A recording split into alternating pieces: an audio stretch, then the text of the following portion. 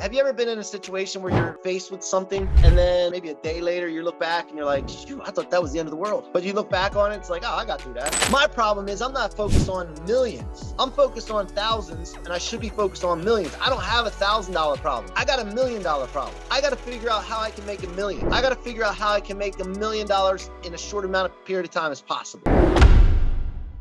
I just want to tell you something also, that there's a thing in life about present time problems. And anytime we're in a situation where we have problems going on, the current problem that we're facing at that moment seems so much bigger than it actually is. Have you ever been in a situation where you're faced with something and then maybe a day later you look back and you're like, shoot, I thought that was the end of the world. But you look back on it, it's like, oh, I got through that. Put a 1 in the chat if you feel me on that. Put a 1 in the chat real quick. I just want to see, make sure. You ever been in a situation, present time things seem so daunting and gloomy, and then like as time passed, you were like, no big deal. Well, here's the thing, guys. When you start having problems in your life, present time problems, you need to understand right now that everything is figure outable. Until we're plucked from this planet, everything can be figured out. And number two, when you have a problem that you're concerned with, you need bigger problems in your life. And I'm going to explain a scenario to you so you understand what I'm talking about. A few years ago, I used to see these Amazon boxes coming to my house, and UPS and FedEx and USPS. We had these three people. We called them the three amigos. They kept showing up at our house every single day. And this is when I worked outside of the house. I have a studio here, but I was working outside. I'd come home, these boxes would be sitting out front. And I had a rough day at the work, and I'm trying to sell things. I was in the mortgage business still there, like in the day-to-day operation, doing loans, all this. And I'm like, I come home, I had a bad day. I see boxes. I'm like, how are we going to keep this going? Like, it's just, and I was focused on this problem that I saw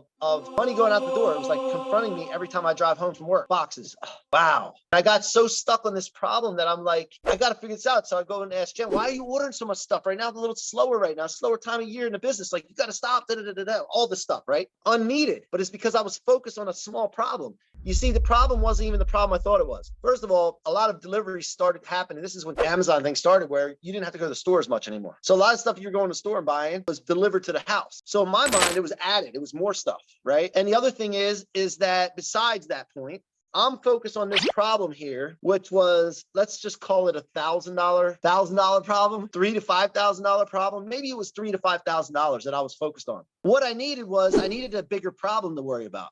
Jen should have told me this. She should have said, you need bigger problems in your life. But I needed a bigger problem to make that seem like nothing. And what I did was, when I figured this out, I'm like, I don't have a couple $1,000 problem. My problem is not a couple $1,000. My problem isn't these boxes that are sitting on the step when I come home from work. My problem is I'm not focused on millions. I'm focused on thousands, and I should be focused on millions. I don't have a $1,000 problem. I got $1 million problem. I got to figure out how I can make $1 million. I got to figure out how I can make $1 million in a short amount of period of time as possible. Now, some of you don't even let that cross your mind. You have a dream. It'd be nice to be a multi-millionaire. Man, those people that have that money must be nice. You don't let it go any further than that, because you're so focused on the smaller problems in your life. I remember I said this earlier. I remember spending a ticket to GrowthCon. It was a $1,200 ticket, and I was like, oh gosh, I know I should go to this, but I don't. $1,200. Like, how can you freaking make sense of spending $1,200 on a 3-day event plus travel and all this other stuff? Like, how can you make sense of that? But once I shifted my mind, I said, look, I don't have a $1,000 problem. My problem is in the millions, and I didn't know how I was going to get there, but I knew that was my problem, and that's the focus that I should be having, and that makes the $1,000 problem go away, or seem so small it's not even worth paying attention to. So the thing I just want to get through to you this morning, and for you to take this week to start thinking about, is what problems am I dealing with right now that I need to make shrink by thinking about bigger problems? I want more problems in my life. I want big problems in my life. Some of you can't wrap your mind around that because you're having so much trouble with these minuscule problems that are present time problems right now. But I just proved to you guys, said it before, 5 days from now, a year from now, 5 years from now, will that thing that you're so stressing about right now really matter, right? And if it doesn't, we need to create bigger problems.